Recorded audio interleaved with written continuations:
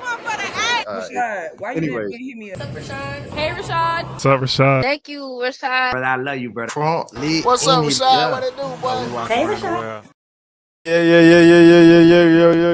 Yo. What's up? My name is Rashad Milligan. If you are new to the channel, this is the road to 10K subs. Without further ado, let's get into it. Happy birthday to my brother Dan, man. Dan will, if he's up, he will be on the stream later tonight. I do not have special guests. Yeah, it's late. I know a lot of people are asleep. So yeah, myself, I would be asleep right now. On a typical night, I would have just slept and then just redid it in the morning. I had to push myself even to get through the shorts.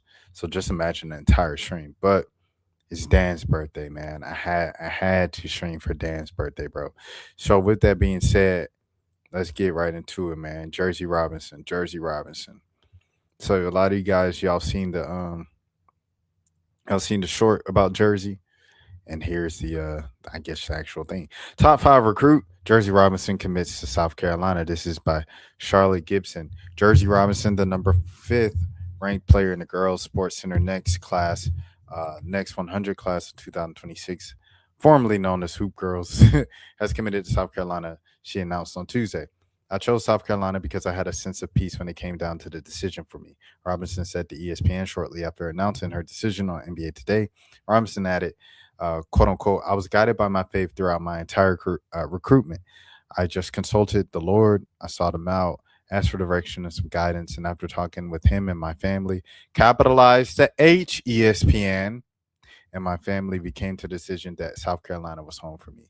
The 6'2" guard from Sierra Canyon High School in California becomes Don Staley's highest rated recruit in the 2026 class. She had number 17, Kaylee Wynn, and number 18, Kelsey Andrews, committed this fall. Robinson, 17, was the final 5-star recruit in the 2026 class to commit to a program. In late October, Robinson made her official visit to South Carolina. Prior to visiting the Gamecocks, she also visited UConn and LSU. Quote unquote, it was all in God's time, said Robinson. You can't rush that. You can't stop that. You can't speed that up. When I visited South Carolina, I was already home. I was already valued there. I felt like this was where I needed to be for the next 4 years. The number 3 ranked South Carolina, 12-1, won the SEC championship and made the NCAA Final Four last season. The Gamecocks have an 89-game winning streak against unranked opponents, the longest current streak in Division I. Staley has coached South Carolina to 3 NCAA titles since she was hired in 2008. After the first meeting, Staley took over the phone call. At the age of 14, Robinson said her commitment to Staley's program felt like a quote-unquote full circle moment. Playing basketball, quote-unquote, has always been my love and my passion and what I put my time into, said Robinson. To see it pay off and the hard work and the hours pay off in the sense of I get to play for one of the best universities in the country, I just have so much gratitude. Robinson is known for her physical presence on the court and volume approach to scoring. That's how you put it. She's a chucker. She's a chucker for sure. She ain't seen a shot that she does not like. She is confrontational defender and rebounds extremely well for her position, said ESPN women's basketball recruiting analyst Shane Laughlin. She brings in an all-your-face competitive nature to the floor and backs down to no matchup defensively. You can tell she watches Kobe. She's got like the armband and stuff like that. Anyways, Robinson, who recently returned from a leg injury, is the captain for her varsity team. With her return to the court, Robinson says she hopes to finish her senior year with the championship title. Before her junior season, her rankings dropped from the number 1 position, a position that she's held since 13, to number 3. Later in the year, her ranking dropped to number 5. Quote unquote, it's not about a player dropping, right? Some of it is about a player rising, Laughlin told ESPN last year. Number 1, Sanaya Hall, and number 4, Kate Harpering. Shout out to Kate Harpering. Atlanta legend, Georgia girl, had tremendous 2024 summers. And there, we're talking about growth in game. We're talking about all of the things that would be on your theoretical ranking rubric of physical attributes and growth in the game. Robinson finished her junior year averaging 27 points and 10.2 rebounds, and then joined the U17 Sports Academy Switch team, one of 32 Nike EYBL teams. Robinson told ESPN that after taking a short hiatus from EYBL, she returned to grow and develop her game against some of the best in the country. She averaged 24.3 points, 6.1 rebounds, 3.1 assists before heading to the U19 Women's National Team basketball camp. quote unquote. The rankings really just are a reminder for me because whether it be number one, whether it be number three, whether it be number five, Jersey Robinson told ESPN this fall before the start of her senior year, for me, quote unquote, my identity isn't tied to her ranking. Ooh, you better know who you are. Robinson has won 3 gold medals with Team USA, including at this year's FIBA U19 World Cup and Bruno uh, Shikia, where she averaged 7.7 points and 4 rebounds. Before joining Sierra Canyon as a sophomore, Robinson, who had been dominant as a freshman at Desert Vista High School in Phoenix, signed to Clutch Sports Group. She has an NIL deal with Nike, becoming one of the first high school girls to receive a major shoe endorsement. If you guys know, South Carolina also has this girl that's coming back on the other end of school break from overseas, and she's Duncan. She's 6'4". So South Carolina, they keeping them in. They keeping a good stream in.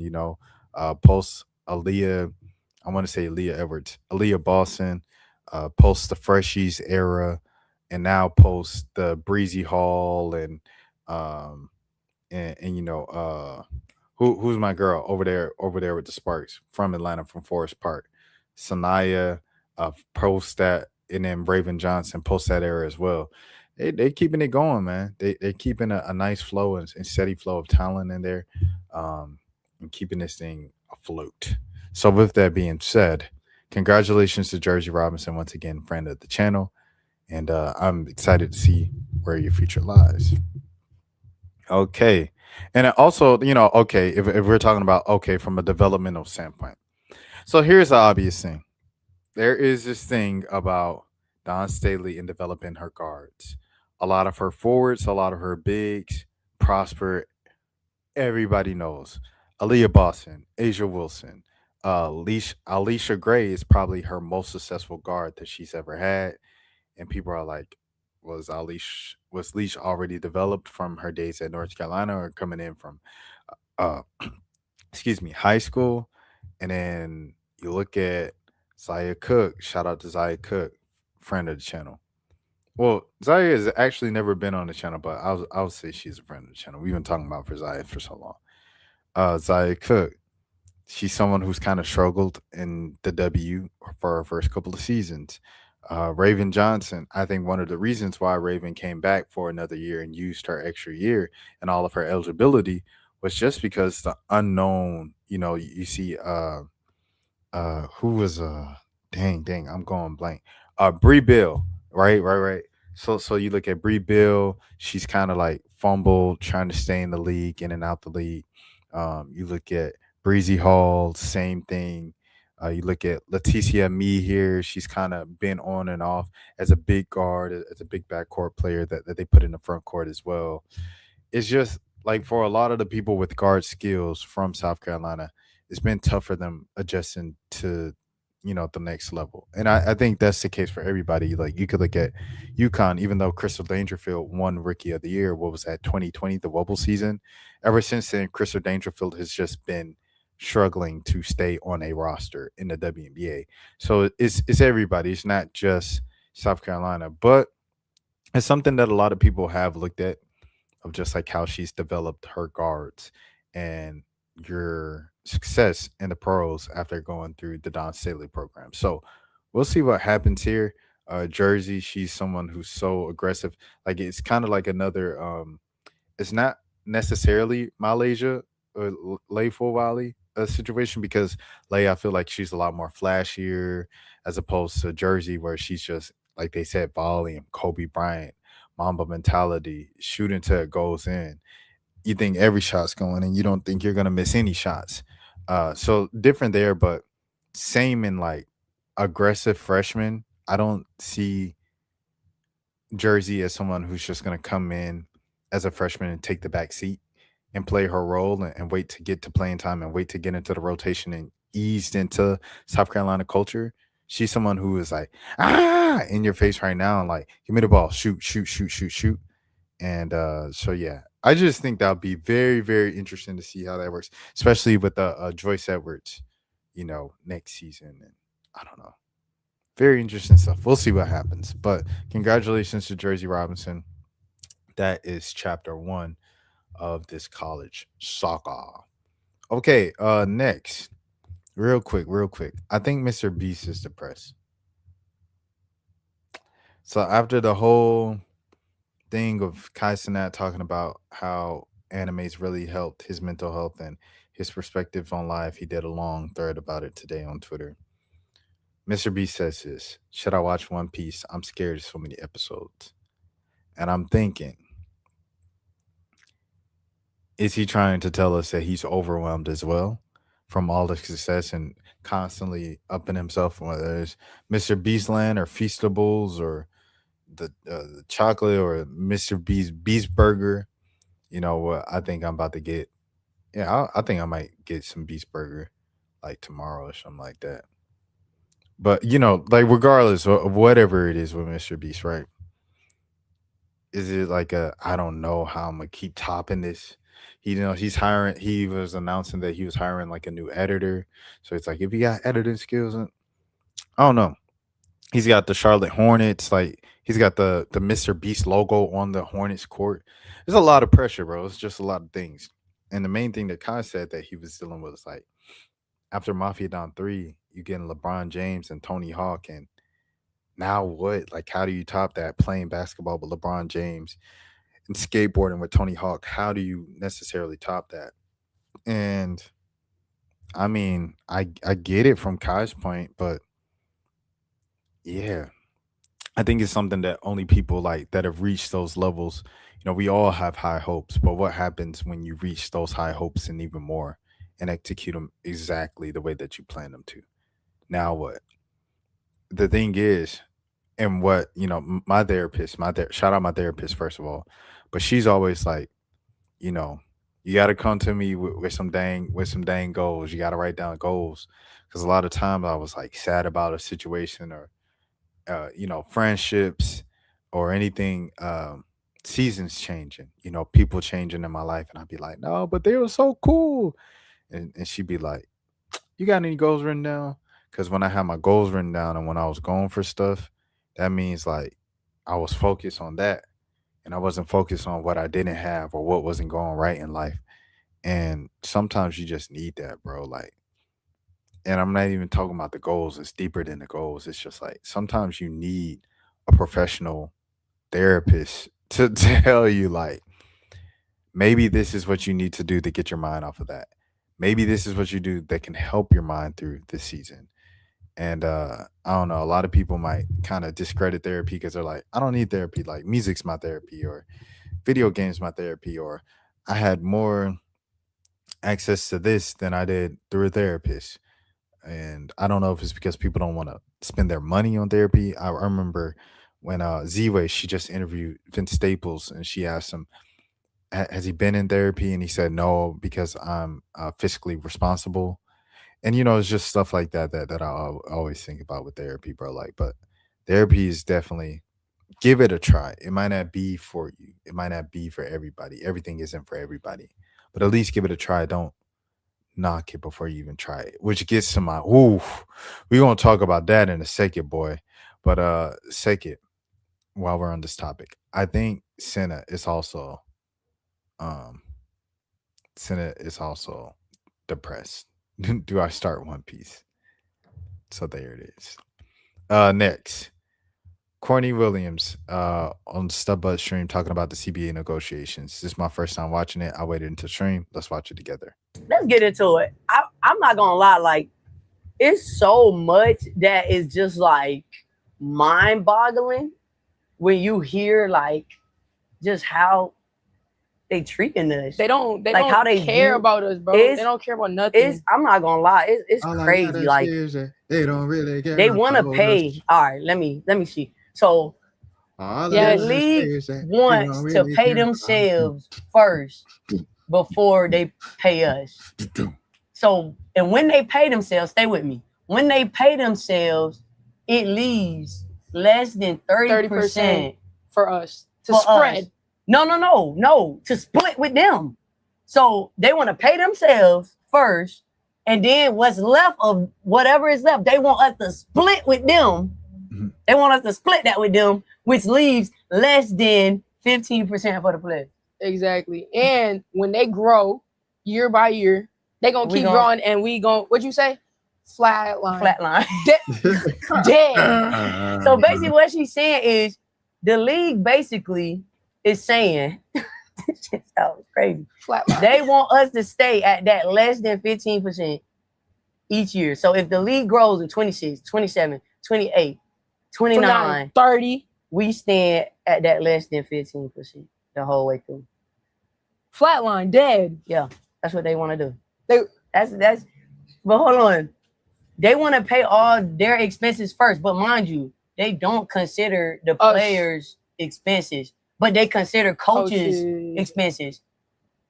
And to even piggyback off of that, I love when they be finishing each other's sentences. Like I think it's like a cute thing. All right. they still want to pay coaches more than they pay, like a Asia Wilson or Nafisa Collier.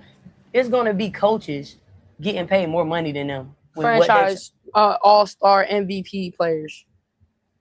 But coaches are expenses for the league. I know. But they're not considering players' expenses. But they want to pay the coaches and all their expenses off first. They want to pay all them first, and then whatever is left. But we of are. that But we're the. Product. Okay. We the ones who. No, we chilling for a minute, Mario. Mario said, "Get your All ass right, come on. out." Let's just talk out here. Thank you, Mario. My guy. I'll get a raise for you guys. Yes, yes. Okay. Orange. Orange. Orange. Yeah. Orange for you. Blue. Or Yeah, blue? I want orange. Okay. Thank you, Miss Thank you, Curry. Mario. And Oh, then. snap. Pop in the building. What's happening? And then. But is that not crazy, bro? And They then. consider coaches an Come expense, here but to court. don't consider players an expense. Oh, and they trying to take away housing. And cars. Rental cars. And rental cars. All right. Yeah, come on, man. Talk that talk, stud buds. Talk that talk, stud buds. Where we at? We staying on stud buds. Here's Court talking about Gabby. Huh? I did. Okay, to give you guys a refresher of what happened with Gabby Williams. So Gabby Williams went on the AZ for the Round and Find Out podcast, right? And AZ went to fan mail. So one of the fan questions, the first one was from Courtney Williams. She decided to read, and she said, "Why you so fine?" And Gabby like sucked her teeth and she rolled her eyes and she was like, "Oh, Courtney, leave me alone, bro. Leave me alone." And she was like, "It's like this at this point." You know, she said the H word. And so now here is Courtney's response to that on Stubbuds. Bro, I was really going to let it. Really, I did let it slide because I had a lot going on. Me and T was doing a lot of traveling. I was getting myself ready for a lot of things. So I'm like, bro, I'm not even finna entertain none of that. But now that I done sat down and we're back streaming, I'm about to speak my truth. Yeah, y'all are crazy. One, I know Gabby in real life for real. Gabby used to be my old teammate for real. Just seeing Gabby at the draft, bro, we said what's up and kept it rocking. Don't let this internet stuff have folks out y'all body creating these narratives. Oh, she's harassing that girl. Bro, Gabby done seen me in real life. And I ain't never been on her body. Ever, literally. I done seen Gabby like 2 weeks ago, 3 weeks literally. ago. Bro, they ain't had to edit, bro. They for those of y'all who don't know, man, when she said this and people were criticizing Courtney, people were coming with actual like clips during All-Star weekend of them just like going after Gabby like constantly, both of them. But it was just funny. I done seen Gabby like 2, 3, 4 more times in this. Let me see if I can find it. Let me see if I can find it, even in these comment section. Like I said, she knows Gabby in real life. Stop all the internet narratives. All right. Literally, what's up? And I keep it rocking. Oh, what's up? And look, I love all my girlies, but Shout out my boy. since the beginning of time, I done told y'all I don't like no woman taller than me. It's straight up. It's all jokes. It's all fun. Like, you feel me? Like, Casey the Beat Monster. but to say I'm harassing somebody is actually insane, bro. I ain't never had to harass nobody in my life. Damn sure not no woman. Something about I'm like I want them that bad that I'm harassing them is insane, bro. She said, I don't like tall women. She did make Right, that point come very on, bro. Like, Like, we call everybody fine, bro. Even people that sometimes I don't even think fine, I be calling them fine. Feel me? Like, I'm just being honest. Like, I just like spreading good energy. And like I said, like, that's cool, y'all wanna, but the thing is the harassment part of it all. It's like, bro, somebody send me Gabby saying I harass her. I'll send you $100K right now. $100K right. Somebody send me Gabby saying I harass her in real life. I harass her. I'll send you $100K right now. They're about to send that Straight up. $100K. Cause it'll never happen, bro. I don't gotta harass nobody ever. Feel me? Like, okay, y'all want to say, oh, you're overdoing it by calling her fine too much. Okay, all right, I got it. But harassing somebody, that's insane, bro. And like I said, bro, Gabby, no, I don't be on her body for real. Like, anytime I done seen her outside of the internet shit, it's a simple what's happening, and I keep that shit pushing. I ain't never, ever, all this internet shit be for views and entertainment, bro. And just know anybody that I'm really on their body, I'm not going to be on stream like, oh my God, I want you. I'm not giving it up like that. That's just not how I give it up, bro. It's all love. Hey, it's all love for Gabby and her fiance, bro. I wish them nothing but the best. I think they're a beautiful couple. And I wish them longevity and everything they got going on, bro. It's always love. But don't play with me with no harassing shit. Like, that's insane. It never is. It ain't that, bro. Don't let this internet shit have y'all out y'all body. That's the only time I speak on that shit. It's over with. I ain't got nothing else to say about that. Well, me, I'm a real hustler. I'm trying to get that 100K. So we're gonna see what Courtney, when are you gonna leave me alone? God, I'm so sick of it. Leave me alone. Do I get the 100K now? Can I get the 100K? Can I? Everybody tag Courtney Williams in this right now. Let me see if I can get the 100K. How she get so fine? Here we go again. Courtney Williams will not let her rest. This was a month ago. They got your honest. They said it's just funny. They said it's just funny. It's just funny. It's all entertainment. It's all internet stuff. I won't do that in real life with the people I really want. But me, I want the 100K regardless. So let me see if I can find this. Because it's Christmas, you know what I'm saying? If you know what it is in Atlanta, it is jug season, you know what I'm saying? People is hungry.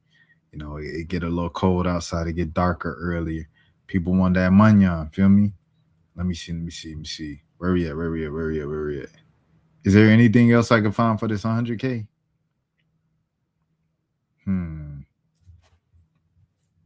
So it was just a leave me alone. Is a leave me alone good enough for the 100K? Probably not. I ain't gonna hold you. But we're gonna try, you know what I mean? Let me see. Oh yeah. Bro, you're cold, bro. So do the men be trying to get on your body? I know they gotta be, bro. Like, you're the only woman they gotta be trying to get on your body, bro. They said, like, yeah, they do.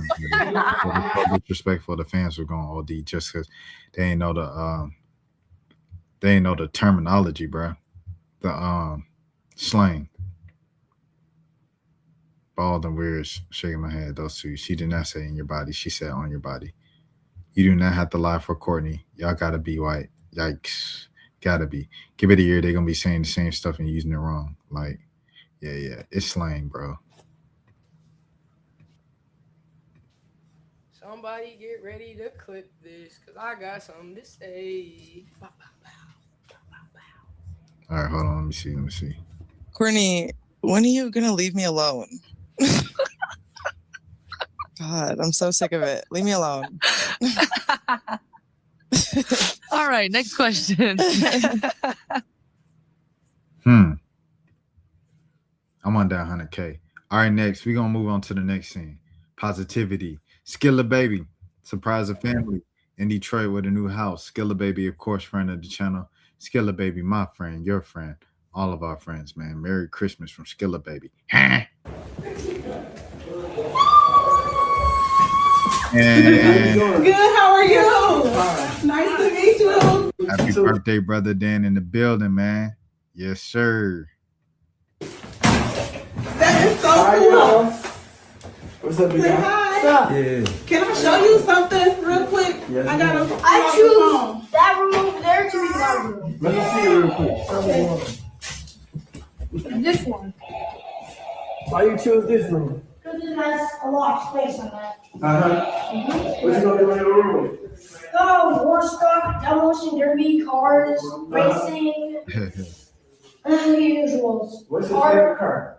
My favorite car? Uh-huh. My favorite car has to be a Dodge Durango. Dodge Durango? Yeah, but it has to be from 2001. Mm-hmm. Why 2001? You said what? Why 2001?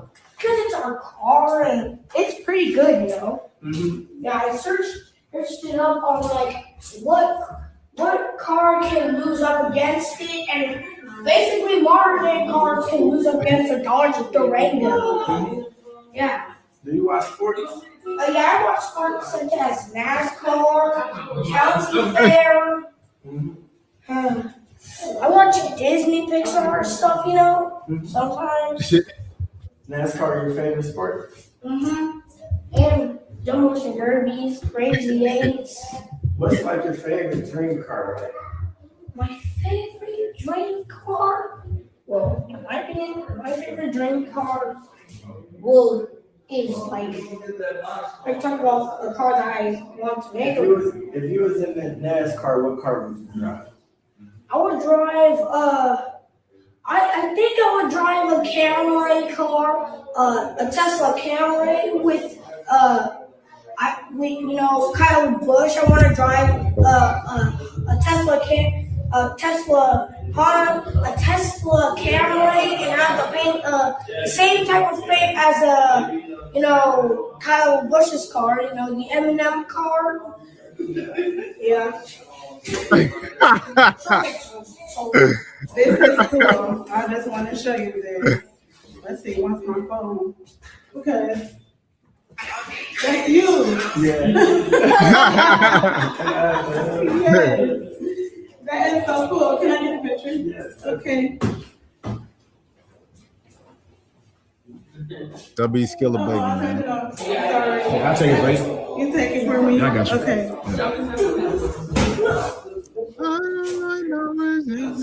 Yay, thank you. It's so cool to meet you. I appreciate it. I'm Vanilla baby. I know you. I ain't no Skiller baby. I ran for Detroit like Skiller baby. I love it, but I also wonder when the black man will start helping black men. Is that really what you gonna say? This is a loser comment. This is a loser comment, bro. Like, come on, bro. Like, what? Bro, helping out a black single mom, and you like, when you gonna help out the black single fathers? Come on, bro. I get love in Detroit like Skiller baby. And the thing about your boy is, I don't like no ifs and chains, but you can bring me down. That you can whip your loving on me, baby. Drake. Not going through something. Stop calling your friends idiots, bro. Not going through something. Leave him alone. Oh, no, he's not. He's good. He grew a mustache.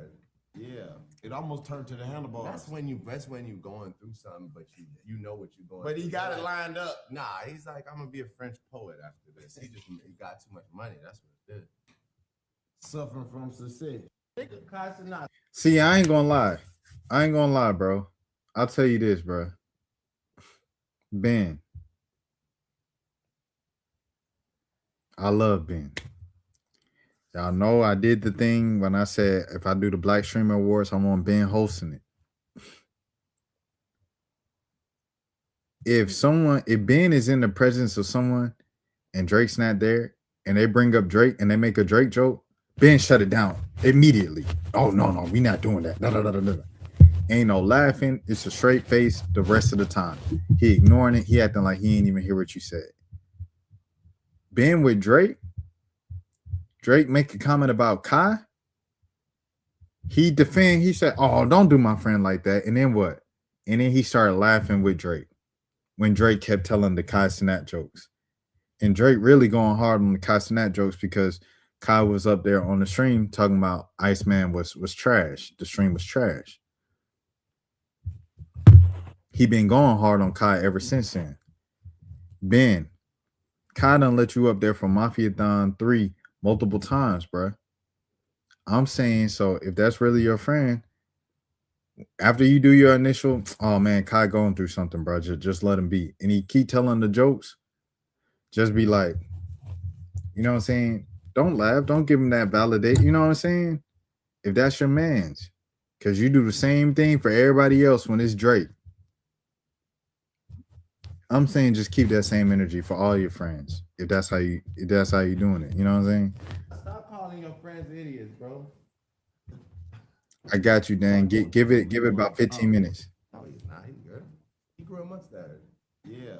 It almost turned to the handlebars. That's when you going through something, but you know what you're going. But he got it lined up. Nah, he's like, I'm gonna be a French poet. See, he trying. He said, but he got it lined up. He trying. I'm gonna be a French poet after this. He got too much money. That's what it is. Suffering from success. Stop calling your friends idiots, bro. And he's saying he getting closer to saying Kai Cenat. He been saying Kai Cenat for like 3 years. Stop calling your friends idiots, bro. Oh no, he still says Cenat. Drake funny on G. Nah, Drake is funny. Kai is a legend. Same guys. All right. We move into the next thing. Next thing. Speaking of Kai, Brandy Merriweather, man. Shouts out to my dog. Shouts out to Brandy Merriweather, black publicist, doing her thing. So I'm gonna read her editorial first. I'm gonna read the editorial first. We're gonna do it like that. Black Enterprise. Shout out Black Enterprise for letting her post this. By Black Enterprise editors. Opinion.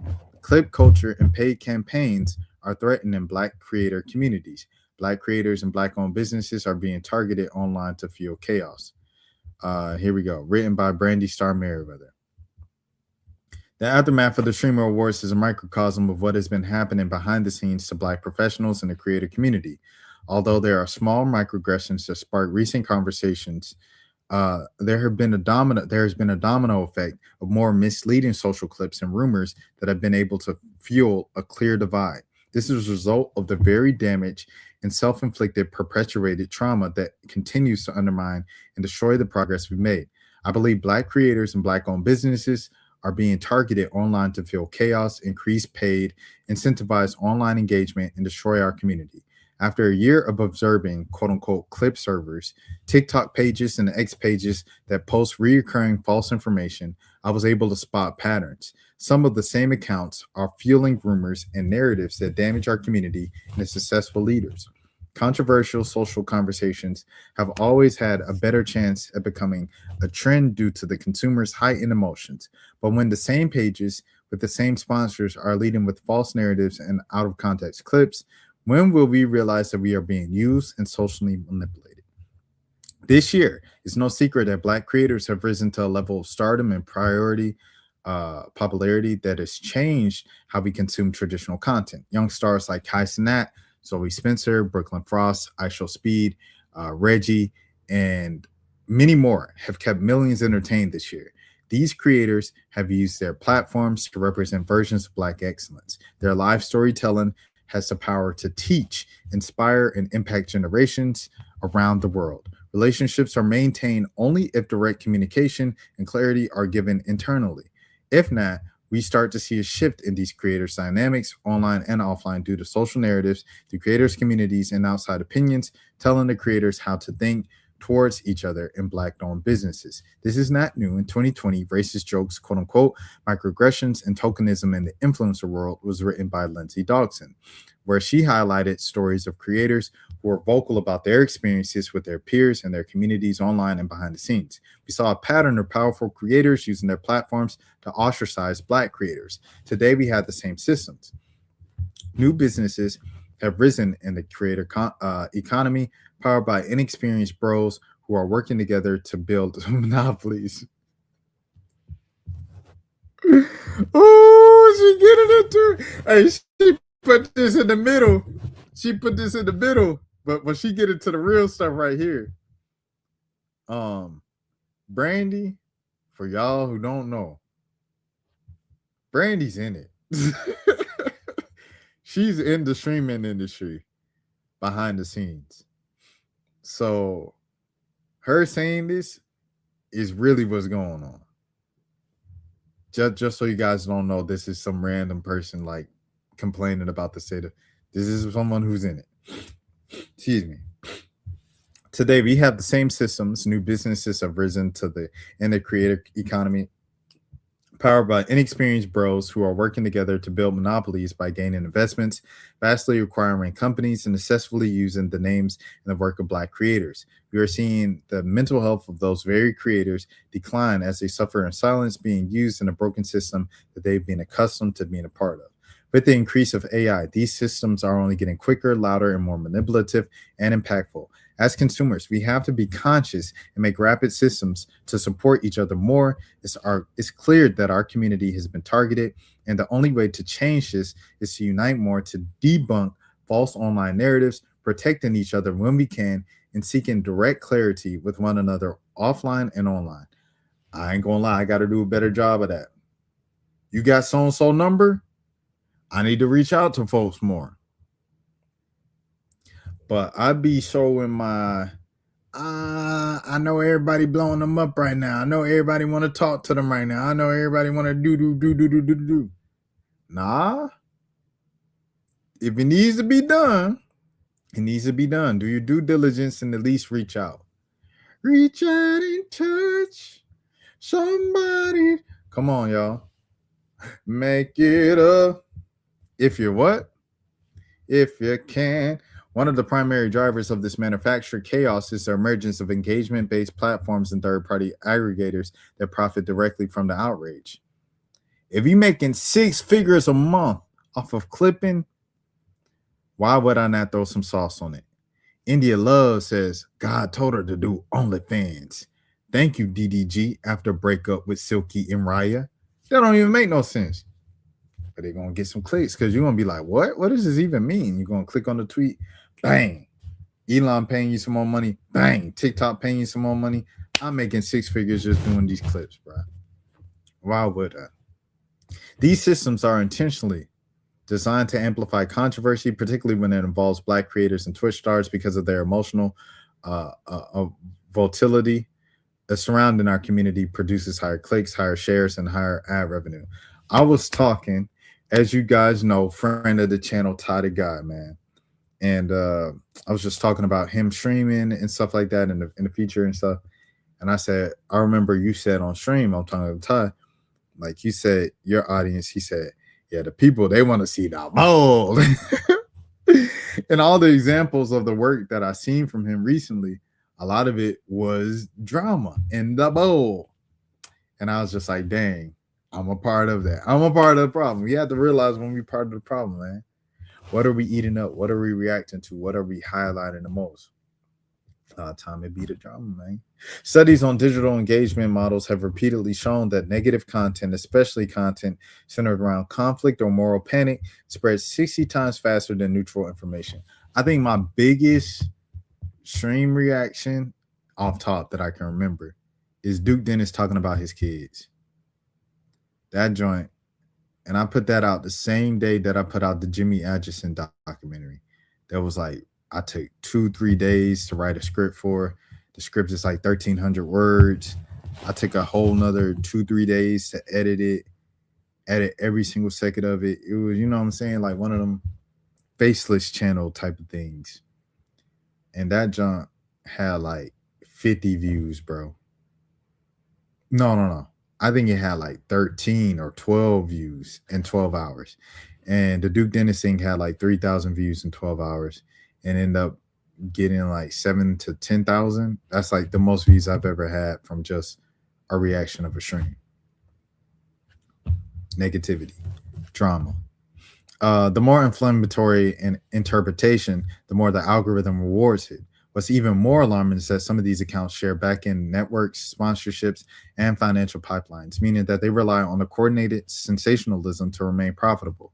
The result of the digital ecosystem is where misinformation about Black creators is not incidental, it's incentivized, reacted to, and profitable. This evidence underscores the critical truth. The divide that we're seeing is not organic conflict arising from the community itself, but a manufactured cycle created by those who benefit from our fragmentation. When profit is tied to controversy, Black creators become recurring targets, and the trauma experienced within the community is perpetuated at scale. This directly aligns with the thesis that Black creators and Black owned businesses are being strategically targeted and socially manipulated for engagement and revenue to benefit their competition.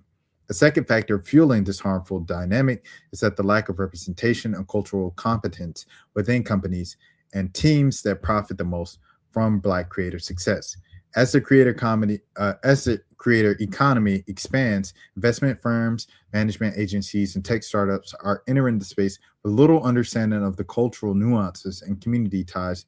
She talking that talk that shape Black digital expression. Many of these entities are led by individuals who have never collaborated with, supported, or uplifted Black creatives prior to recognizing the financial value of their influence. Oh my goodness, she's spitting. This often results in exploitative business practices using Black creators' images for pitches, collecting inflated percentages through predatory contracts, and strategically positioning them as front facing diversity while withholding meaningful power behind the scenes. The significance of this evidence is clear. When institutions lack cultural understanding or diversity and leadership, they inevitably mishandle communities they profit from. Their decisions, whether intentional or rooted in ignorance, reinforce the same patterns of tokenism and emotional labor that Black creators have fought against for years. This directly connects Black creators have fought. Wait, hold on.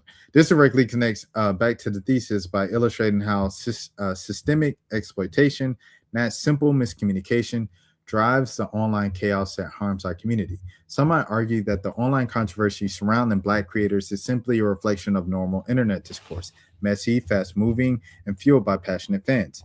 They say that every creator, regardless of race, faces misinformation and drama. While that might be partially true, it overlooks the disproportionate scale, frequency, and consequences faced by Black creators. The data patterns, repeated targeting, and coordinated amplification reveal that this is not only random engagement, but it's a systemic issue. The harm is deeper and the stakes are higher, and the long-term impact on careers, mental health, and Black-owned businesses is significantly more severe. Ignoring the context minimizes the real, measurable manipulation happening behind the scenes. The evidence is unmistakable. Black creators are being deliberately pushed into cycles of digital conflict and misinformation, not because of who they are, but because of their cultural impact generates profit for those who exploit it. This manipulation threatens the health of our community, the futures of our rising stars, the integrity of our Black-owned businesses that deserve protection, not distortion. If we want to shift this reality, we must build intentional unity, challenge false narratives in real time, and prioritize direct communication over algorithm fed assumptions. The lack of positive quote unquote clip server systems and social armies to counter the negativity is going to do us a disservice. The call is simple but urgent: protect each other, verify before you amplify, build media, and refuse to let manufactured chaos define our community's future. You better say that. Shouts out to Brandy Merriweather. This was sensational, bro. This was sensational, dude. Can I react to this? Let me see. How you do this? Happy. There it is. That's fire. Link to this will be in the description if you want to read it yourself. But she nailed it on the head, bro. She nailed it on the head, man. Shouts out to Brandy. I'm gonna keep it at that. I ain't gonna get, you know what I'm saying? I ain't gonna get messy. Church, we're gonna save church since we have Dan's birthday and Dan is in the building and he's ready to go. I'm gonna do this last, and this is it for the stream before we have Dan come up. All right. I'm gonna react to the Taylor thing. Taylor Gang. All right, hold on. All right, here we go. This is Daniel Curtis Lee, aka Cookie from NASA Classified School Survival Guide. He's helping out Taylor, the guy who you guys have seen all on the internet this week for being apparently homeless, apparently on, you know what I'm saying, subsistence, and just down on his luck. Now, the reason why I am playing this is not to exploit him or show him, but it is just to show what Cookie ended up doing once he saw that the dude went viral for his current living circumstance. I don't know how people get about this. The thing that I'm showing is this is a video that already went viral. This is a situation that has already gone viral. This is me simply just following along to what happened, documenting what happened. This is what happened. It's a part of history. Can't be taken back. With that being said, best of luck to this man on his path. And yeah, I'm going to watch it. So a lot of people have been reaching out, seeing if I'm still in touch with Tyler since that last TikTok video where I went to visit him. And yeah, man, as a matter of fact, I just got off a call with him. Shout out to Remy. You're so awesome for making that FaceTime call happen, because it's so hard to get in touch with him, just because, you know, he'll have a phone one day and then maybe not the next. But also Tyler got a chance to speak to his dad today. He got a chance to FaceTime his dad. Remy set that up right before the call with me. And you know, just love is all we can really give people sometime. And I'm happy that he was able to have that connection with his pops. And he seemed super receptive today to conversation. Had a little prayer going on at one point. So that was really great. I know his mom says that direct funds to him might be dangerous, and I want to respect her wishes, but maybe you guys can help me out, man. TikTok or the socials. Who knows about making like a trust or something like that? Something that's contingent upon someone completing like a rehab or some type of process. I really believe we can get Tyler back on his feet. And, you know, I'm super feeling it right now with the holiday season. I've been traveling a lot. I'm producing, directing this reality show for Clarissa Shields.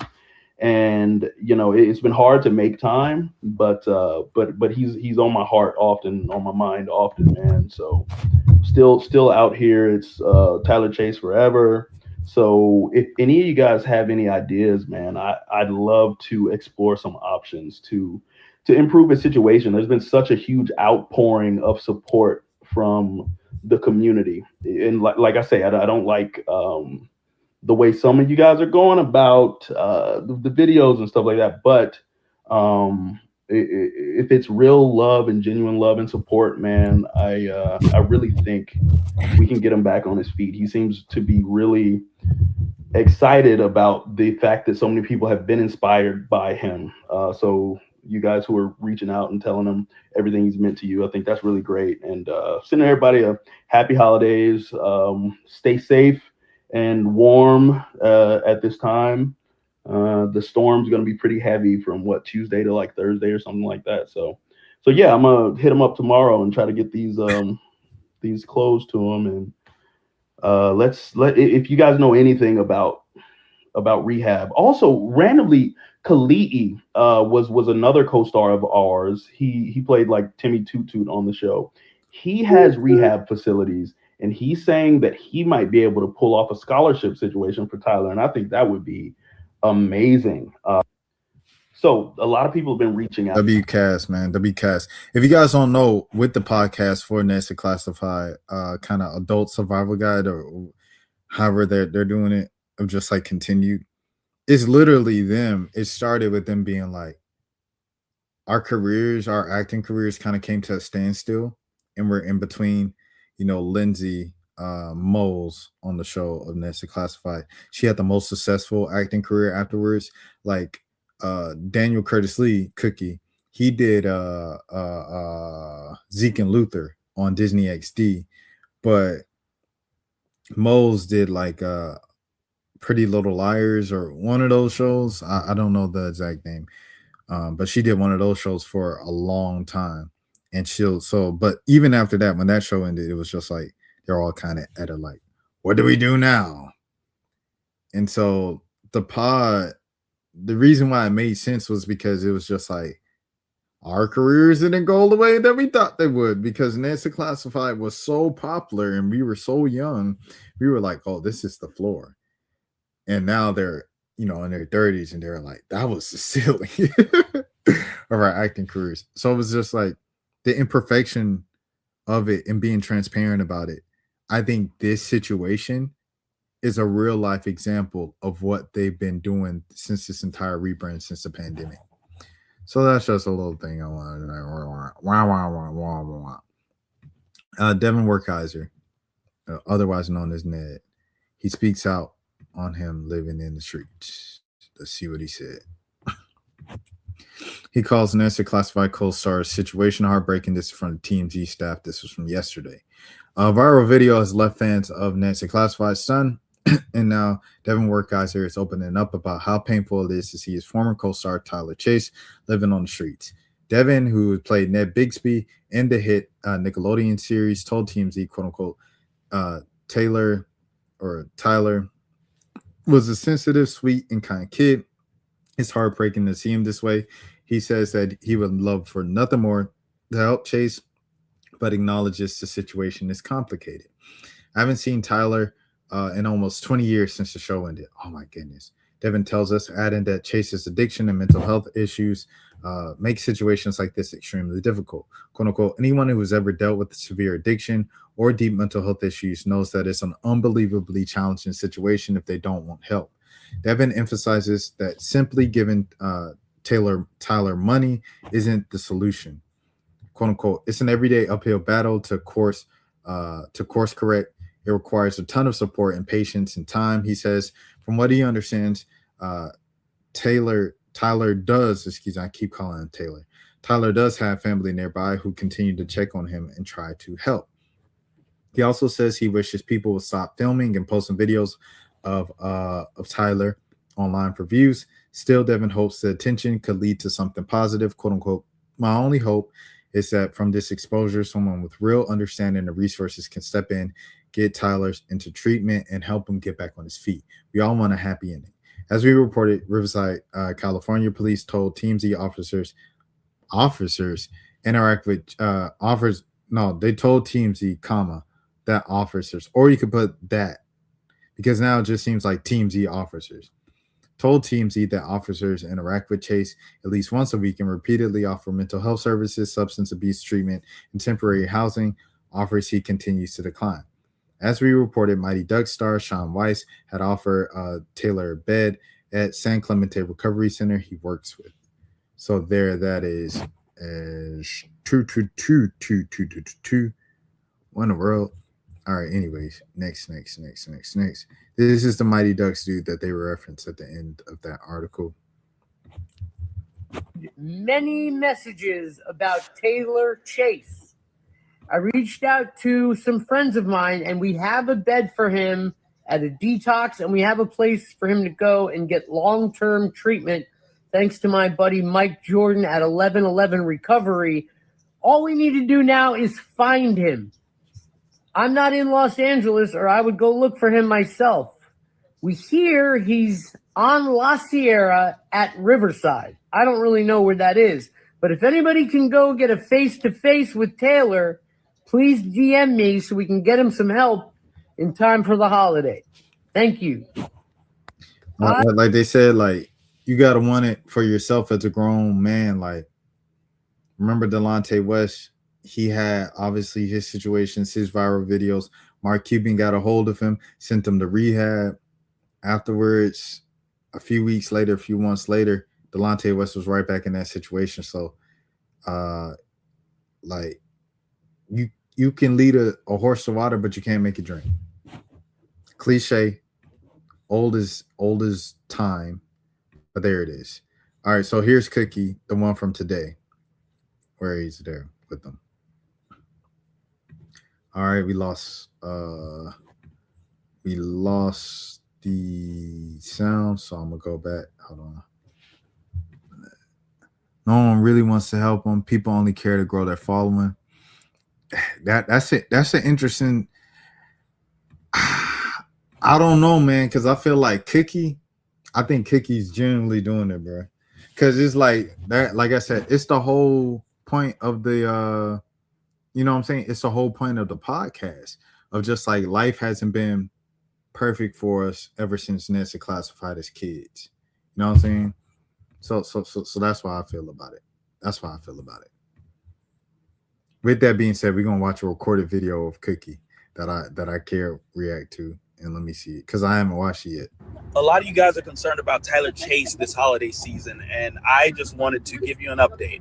Sean Weiss and his team put a lot of effort into trying to get him into a hospital last night, and I thought it worked. His dad told me it worked, but it turns out he kind of backed out.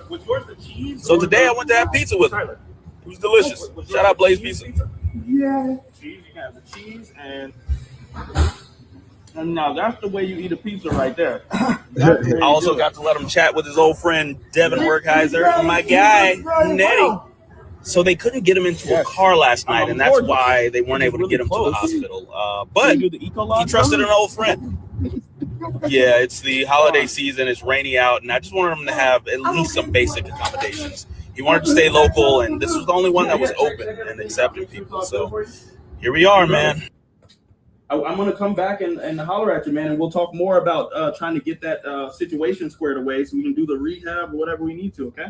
Okay. Thank you so much. Give me a hug, man. Love you, brother. Love you, man. you. So happy to see you, dude. Thank you. I'm so happy to see you as well. You're the man, brother, and I believe in you, and we're going to win, bro. All we got to do is stay with it and keep working, dude. A lot of you guys are concerned about Tyler Chase this holiday season, and Dang, boy. Gosh, Lee. Ooh-wee. Got me a little emotional on that thing, boy.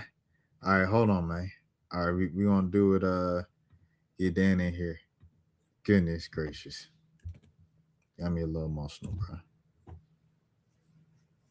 All right, bet. Let's go.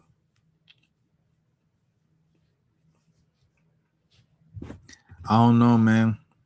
If they were friends, they wouldn't have fallen out. They weren't friends, though. You know what I'm saying? He never said they was friends because Ned. Hold on, Dan. I'm gonna bring you up in a second. Because Ned said himself, "I haven't seen bro in 20 years." That's what he said. I ain't seen bro in 20 years. He said, "You just don't think it was genuine."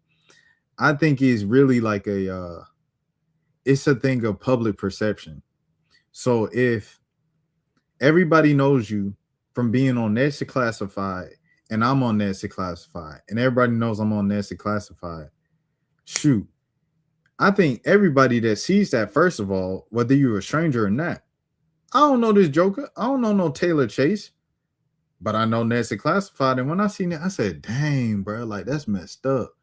Like, you know, when you see, like you say, people with their phones out and recording folks, and you used to be on Nancy Class, you used to do this.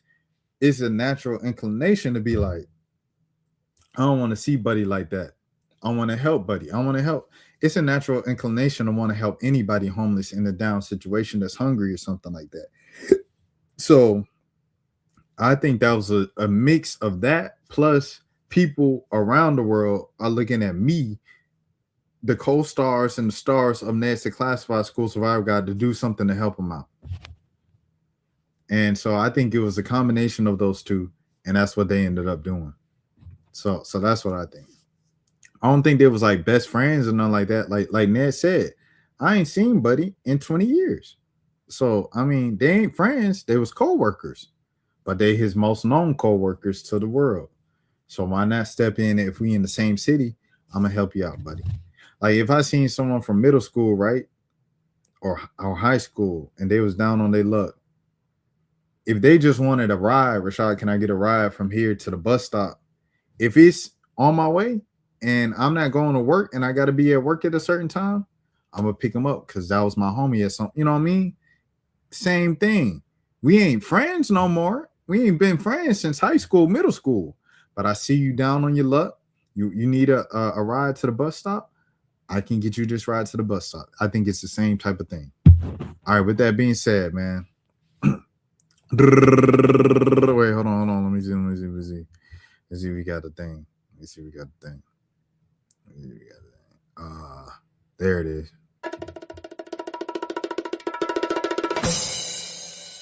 There it is. Man in the building, man.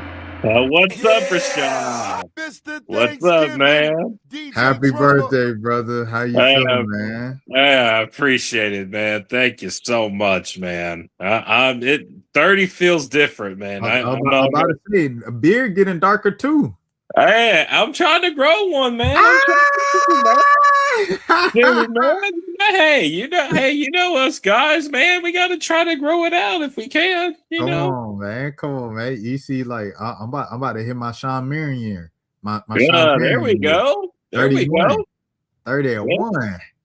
Man, it's gonna be weird. Let me see what he said. He said, "Yeah, I get it. It's a cruel world, and life doesn't spare anyone any hardships. It's important to help people out, but Hollywood is corrupt, and the people that navigate in Hollywood game have to be okay with it." That's a fact. That's a fact. I see where he's coming from of saying that it is, it's fake. It comes off as fake and everything like that because Hollywood's fake. I just think,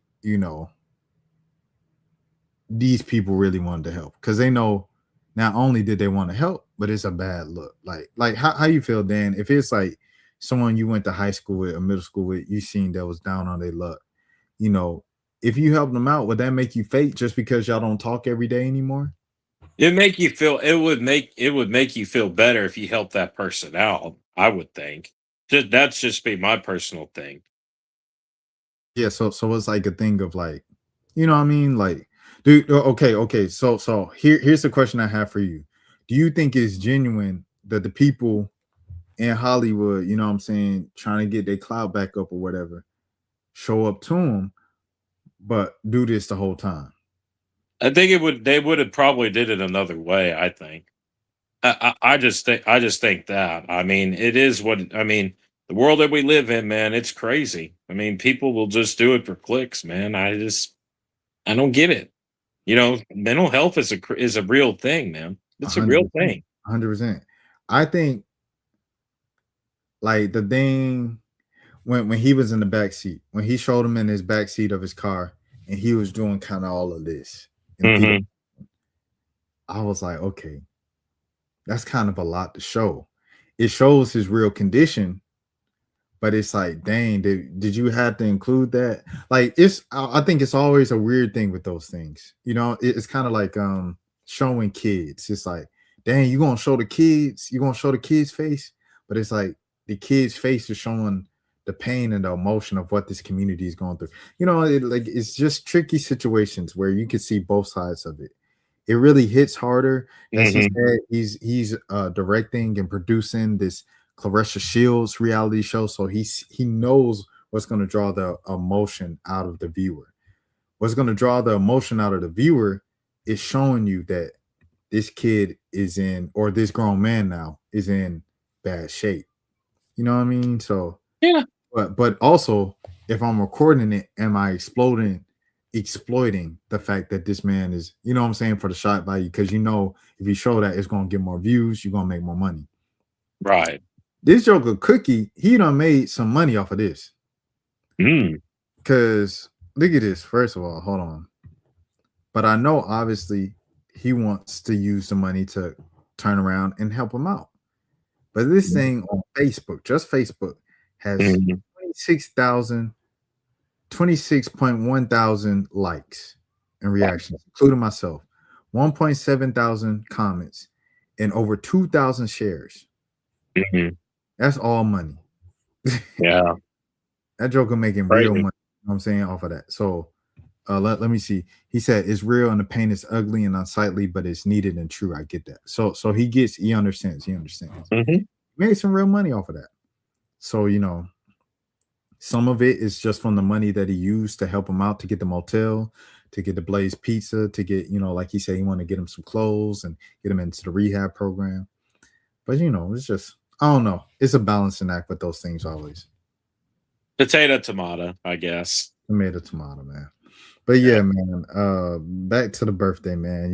Just what was it like, everything? I wanted, what I wanted to do for you? Oh man, I know you wanted to bring up Mo. I know. Mo, but I wanted to text Triquez. Oh, really? You wanted to text? I wanted to get Triquez to do a video saying like "Happy Birthday," then like a 15-second. Yeah. But I know, it's the holiday season. Yeah. And he's a cowboy. So Yeah. everybody from back home is probably hitting him up to do a video or to do this or do that.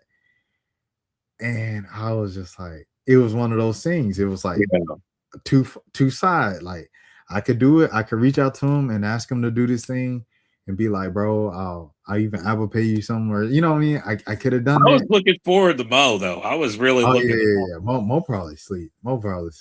He's sleeping though, man. We got Mo will be back. He gonna be back. Oh, I know he will be. The next time he on whatever we get that done. That's no problem for sure. But yeah, I wanted like a video from like a cowboy or something like that. That'd be nice. I knew the Mavs is gonna be more difficult because they like still in season of games that matter. Mm-hmm. You see how I did that? You see how I did that? They actually had a very good performance against the Nuggets tonight, man. They're 2-0 against the Nuggets this year. That's very impressive. I feel like Cooper's figuring it out. It kind of feels like it is, and I think AD is kind of figuring it out too. And the other thing is, if AD's healthy, he's tradable. I mean, he makes him tradable. Yeah. So, we'll see, because the Hawks could desperately need him, bro. The Hawks desperately need AD. Yeah, I saw that little comment that you said like about the Hawks, man. That's crazy, bro. No defense, bro. These folks lost. They scored 150 points and they lost. The very next game, they scored 123 points and they lost the game. Defense wins championships, Rashad. We talked about this. And if you can bring on someone like an AD, who in his prime was a defensive player of the year candidate, and you could also, there you go, Dan. Appreciate it, my dog, Mac. Appreciate it, man.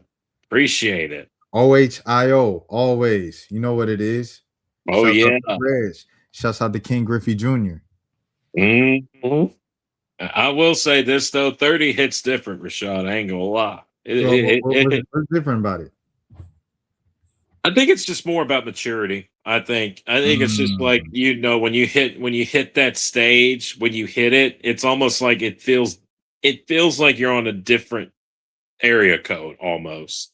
Like you've reached that point to where like you've now reached a certain point in your life and say like you're moving forward, not moving backwards.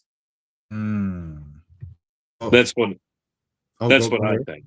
That's what I think. And I also believe that, it is what it is with me. I'm getting older as I go and I'm growing wiser as well. But I also have, I love my sports teams, but I gotta love the family more, man. I got to. No, that's a oh my goodness. What is this? Mac and cheese. Oh, wow. Oh man. But yeah, who's that? Tony Romo behind you? I was looking. I was like, yeah. So funny story. So my father went to a garage sale, right, and he found he was trying to look for me like one of those poster cutouts and whatnot, and he found this Tony Romo cutout, and he was doing a milk commercial. He got it for cheap on the dollar. I think it was like $2. I think they got from a garage sale. So yeah, that's Tony right there, man. Tony Romo. Shouts out. We do have a special guest. We had Tony Romo in the building. Oh, really? No, I'm saying like Tony Romo right there with you. Oh yeah, that's my special guest. I didn't have Tony Romo on the line. Man, that'd be nice. That'd be nice though if that happened. We'll work with it. I should have gone on Cameo and just got a quick thing and then like put it in here. We should have called Mo earlier. Mo. We should have said, hey Mo, can Can you do me a solid real quick? I got more for you. I got more for you for sure. For sure. I'll let them know that you was like, yo, You gotta get Jelani on too, man. You gotta get both of those guys. I got you. I got you. I'm gonna talk to the boys, see what I can, conjure up for you. Yeah, But I love it. let me think. Okay, so what do you really want to accomplish, man? This next year.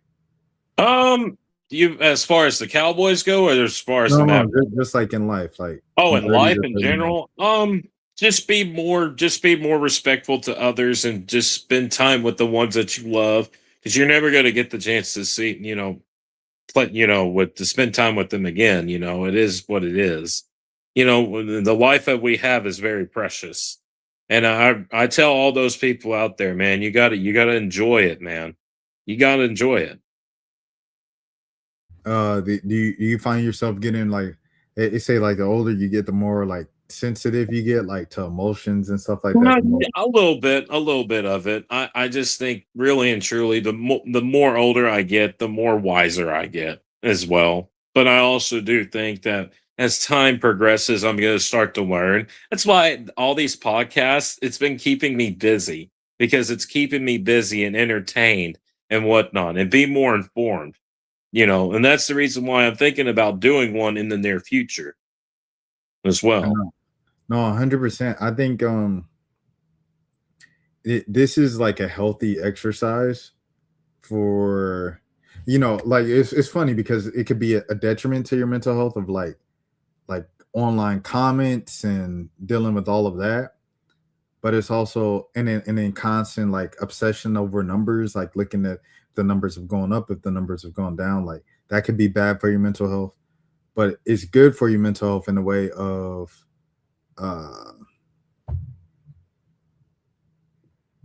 it's good for your mental health in a way of like it gives you something like to do, like a routine. Like I know every single day I have to do this. I have to do this, and then I have to edit the videos, and then I have to da. And if I don't know, it just less idle time. I think for me is good. Me personally, I can't speak for everybody else, but I know the least amount of idle time I have in the day is better for me, because I think when I think of the times where I was really, really sad or really, really it was just time. I just had time to sit and think. And the more I thought, I think the more, and I won't even say it in past tense. I'll say it right now because I feel like that's still the case. The more I think, the more sad that I get, the more of a chance I give myself to be sad. Because you can think yourself down like just a rabbit hole. At least I can, a dark hole. And I don't have that when my schedule is kind of full and I'm booked and I got stuff to do and feel like I have purpose in the day to day. So for me, really and truly, I think it's just like you're in the 30 club is what I've always been saying. And it's like everybody's been saying like you reach unk status. I'm like, what are we talking about here? You know that?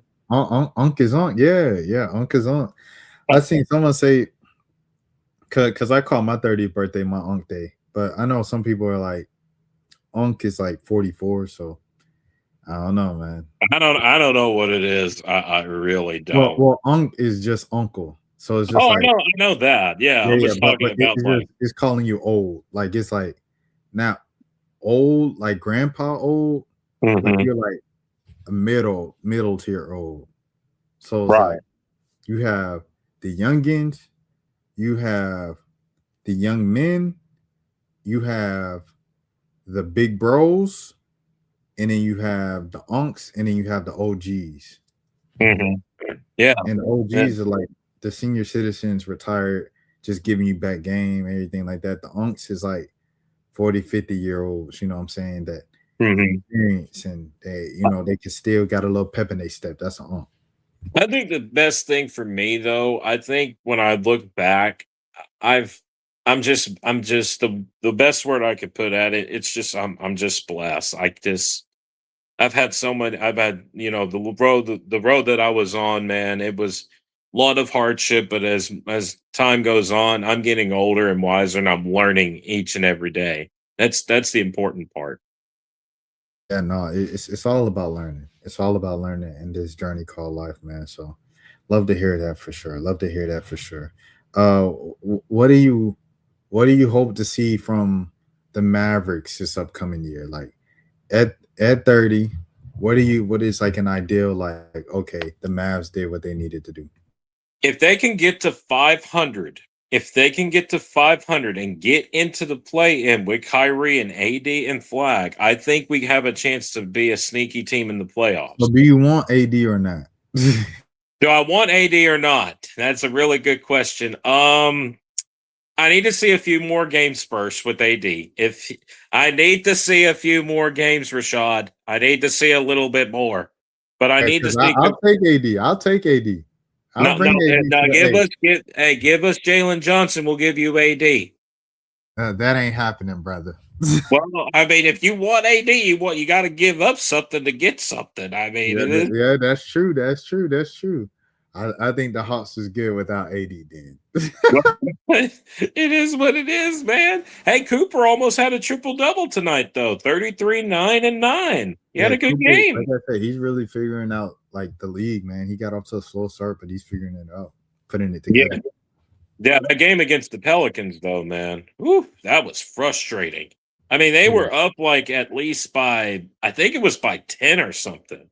And then the Pelicans had a 40-point fourth quarter. So that was really frustrating for me to watch. I had to turn it off. I couldn't do it. Yeah, you have to always remember with the Pels and Cooper, like Derek Queen and Cooper Flag, high school teammates. Yeah, they know each other. They know each other's weaknesses and strengths. They know. Exactly. They know each other. And who was also on that team? Asa Newell was also on that team too. Yeah, and Zion is still there. Trey Murphy's still there. Herb Jones is still there. Jose Alvarado is, oh my gosh, that little dude, Jose Alvarado, is a menace. Yeah, pest.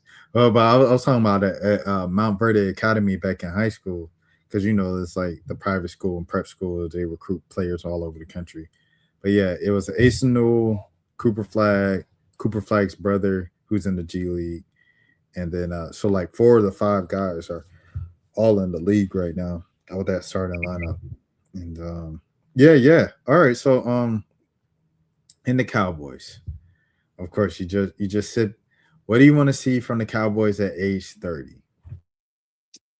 Continue to improve, get the defense improved, and get better tackles. I mean, our offensive line, we've always built this core of to protect Dak, but at the same time, Dak is not getting any younger. Dak is going to be going into his 11th season next year.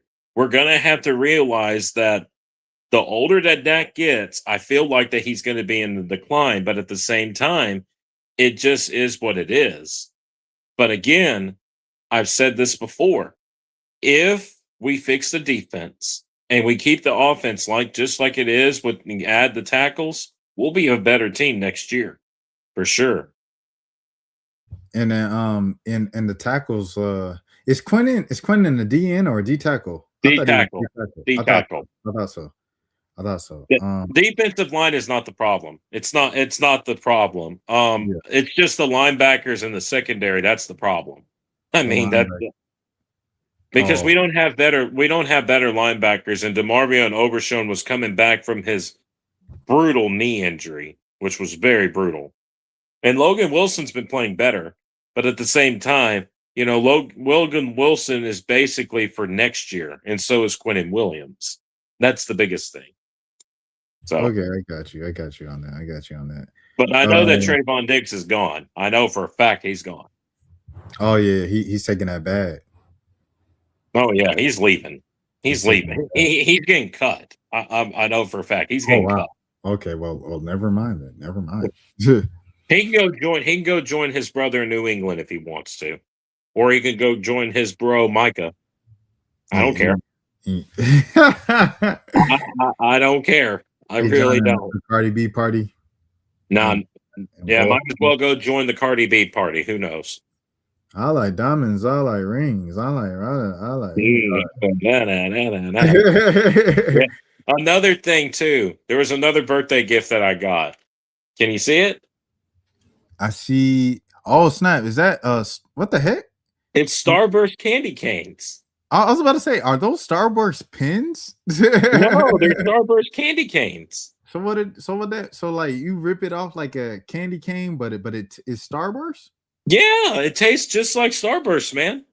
Strawberry, green apple, and cherry. So the whole thing is chewy.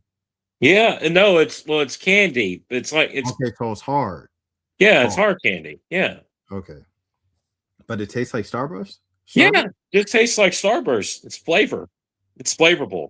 But when I think about Starburst, I think about like the gooey. Yeah, those squares. Yeah. Yeah. That's those. Yeah, that's the. Yeah. So I mean, so the fact that it's like Starburst, but it's not gooey and chewy, it's hard. No. Yeah, it's just the candy canes. Like I'll be like, this ain't no dang star. Like it wouldn't, you know what I mean? Yeah, but it tastes just like it though. How does it taste like it if it's not chewy and gooey? I know. It's the flavor. It's the flavor of it. Okay. All right. Sounds interesting. But that's cool though. No, I only like the flavorful candy canes, dude. I'm not a peppermint candy cane kind of guy. I'm not. I haven't had a candy cane this You year. like peppermint candy canes? Yeah. I rock with them. Oh. Right. I'm not a candy guy for real. Oh, right. Yeah. So because of that, it's like basic stuff like the peppermints, the song, like chocolates, like the basic stuff. Nothing too fancy, nothing too extravagant in the world of candy. Like I like it. Yeah. I mean, it is what it is. I just, that playoff picture in the NFL, man, it is getting wild in here, man. It's crazy. You take a look at the AFC, man. There's a lot of teams. There's a lot of up and moving parts, man. The Bucks lost to the Panthers over the weekend. Yeah, the Bucks are just they've just lost it, bro. Man, it's crazy, dude. It's crazy. And the other thing is too is that I feel like that these next two games are going to determine who's going to lock up the number one seed in the NFC and the number one seed in the AFC. That's what I think. The playoff picture page.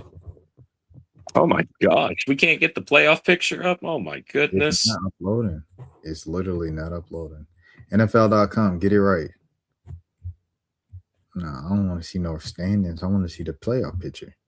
All right, we'll just use CBS Sports. All right.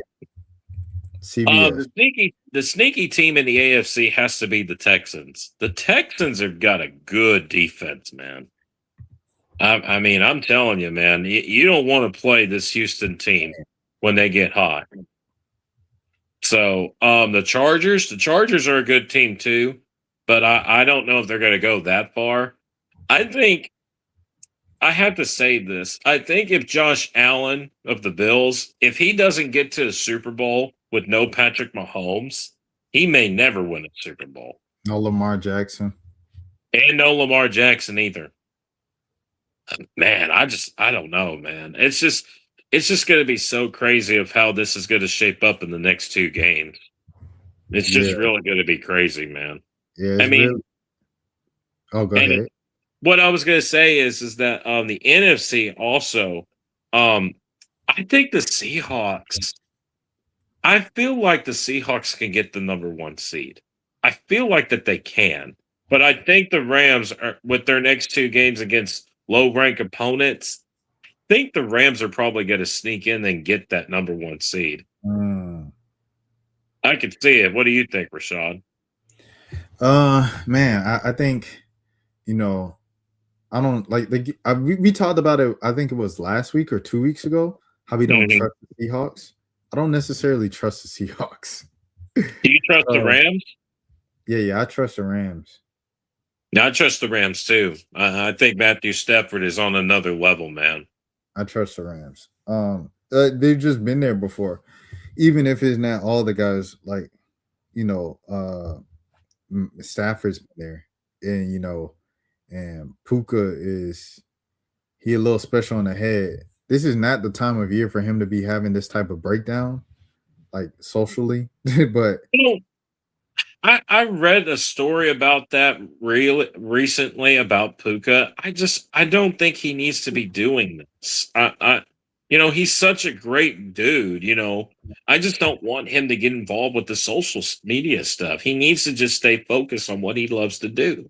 well, then and then his brother, and another guy allegedly stole the Lakers guy's car. Oh, really? Yeah, it's a whole thing. Like it all happened the same week. Oh, wow. Yeah. So it's basically been going on for a while. Yeah, kind of like the past 2 weeks, he's just been dealing with stuff. But yeah. But I say all that to say, I see the Rams. Yeah, I can see the Rams swooping in and getting that number one spot. But the Bears are hot too, bro. They are not losing, dude. Like just like how the dang Bucks are like going down, that's how the Bears are going up right now in the NFC. The Bears and the 49er game this Sunday is going to be really interesting because the 49ers are battling with injuries, but yet they're still winning games. Yeah, but the Bears, they're on a whole nother level. They're tough right now. They're like what we thought the Eagles would be. And the Eagles, man, my goodness, they keep saying that once they turn that switch, they're going to be so good. And I'm like, I don't know, man. Yeah, ain't no switch. They got Super Bowl hangover. It's over with for them boys.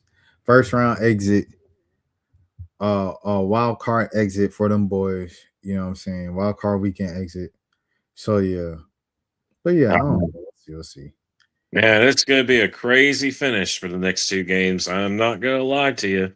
100%. I know that the Cowboys, as even they're eliminated. All they're doing is playing for pride. They were. Stephen Jones came out and said earlier this week. He said, Dak is going to be playing on Christmas, and I'm like, well, if you're playing for nothing, why are you putting your quarterback out there? But the thing is that he's the highest paid quarterback on the team. He's got to play. He's got to play. He has to play. He has to. So, as far as the players are concerned, Pickens needs to stay out there. He's going to be due a contract. So, he's going to have to play the next two games. CeeDee Lamb's going to have to play. But at the same time, we need CeeDee Lamb to be healthy. So, I really do think that the young players are going to have to show their development in these next two games. And I do think the Cowboys are going to win their next two games to go 8-1. That's what I think what's going to end up happening. The Saints have won 3 games in a row. Yeah, no, we play Washington and New York. No. I was just saying, like in terms of teams, like out of it. Oh yeah, the Saints are playing really good. Tyler Shuck, he looks like he's their quarterback for the future. Mm-hmm. It just looks like it is what it is. You think the Saints can challenge the Bucks? Like what you mean for like next year? Yeah, like next year. Do you think that they could challenge the Bucks next year? The Bucks are difficult to read because this is their division, but like they're just tweaking and just choke at the end of this year. I don't know if it's they got just bored or like it's the Baker Mayfield experience, but I don't know. Like the Bucks just choke. If the Bucks are currently where they are and the Saints are where they are, then yeah, they can battle with the Bucks next season. But if it's like normal, regular life, no. What about the Falcons, though? I mean, you're from the Atlanta area. You know what the Falcons are doing. It's difficult to say because I think it all kind of goes back to obviously the trenches are just a mess because they built with talent players first before they went trenches. So now like the base of the team is just broken. There is no base of the team. Right. They have like a lot of the same offensive linemen that they had like 5-6 years ago. Anyways, with that being said, I don't like Michael Penix as a left-hand quarterback throwing like this. Like Michael Vick was a left-hand quarterback, but he was also like the fastest guy to ever play the position. Mm-hmm. Michael Penix isn't necessarily that. Mm-hmm. They look like ever since they adjusted the play calling to Kirk Cousins kind of thing, they look better than, or the offenses look smoother than it did with Penix. Yeah. But you can't just draft another quarterback and keep drafting quarterbacks. I think the Falcons are gonna look kind of how they did this year, next year, and then we'll see how Arch looks next season. Do you think Kyle Pitts is leaving?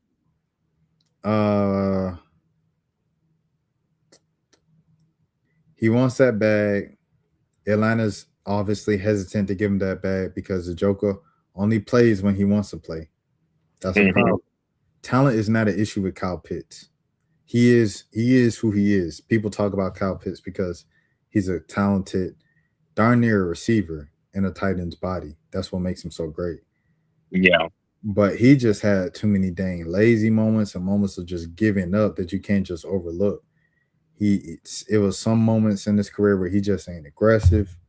He don't demand the ball. And it's like, bro, what are you out there doing? Mm-hmm.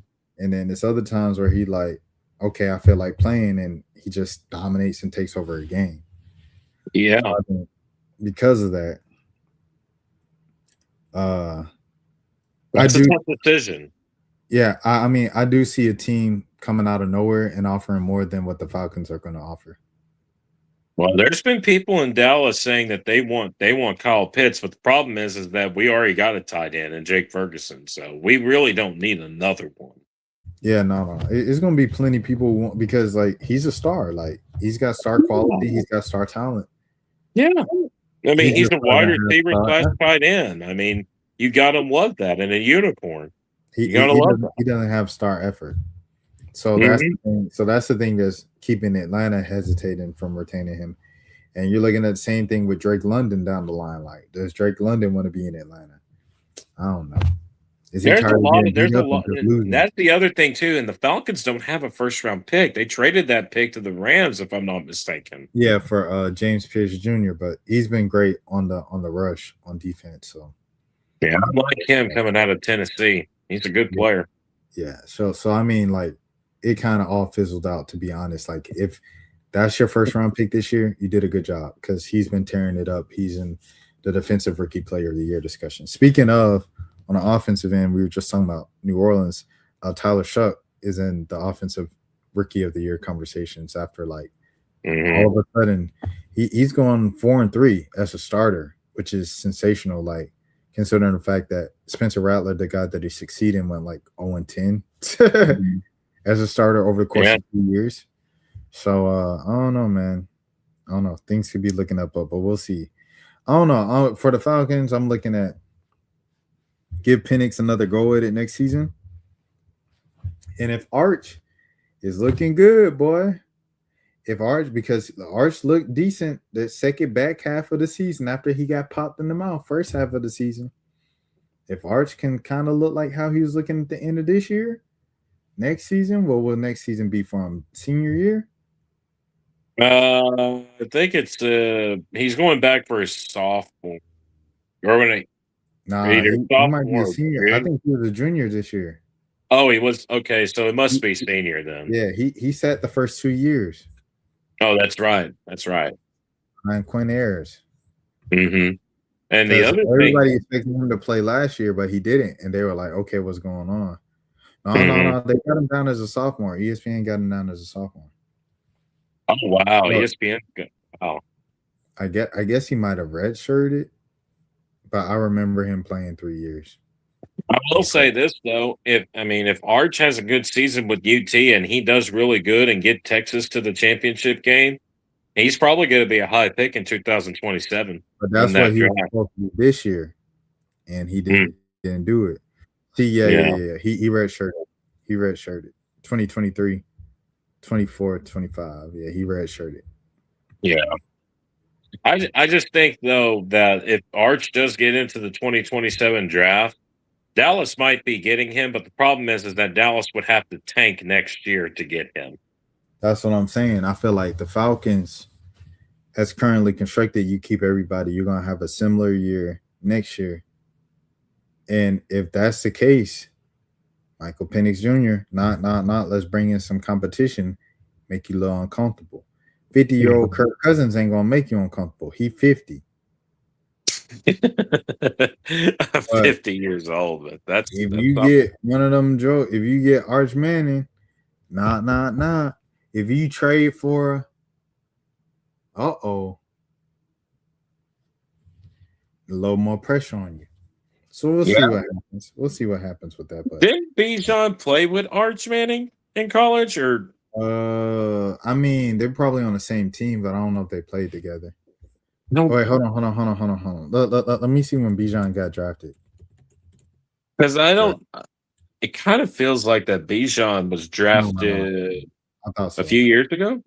He was drafted 2023. Okay, so that was the Arch's redshirt year was 23. Oh, okay, so Arch didn't play. Yeah. But I mean, Arch wasn't even on the team yet.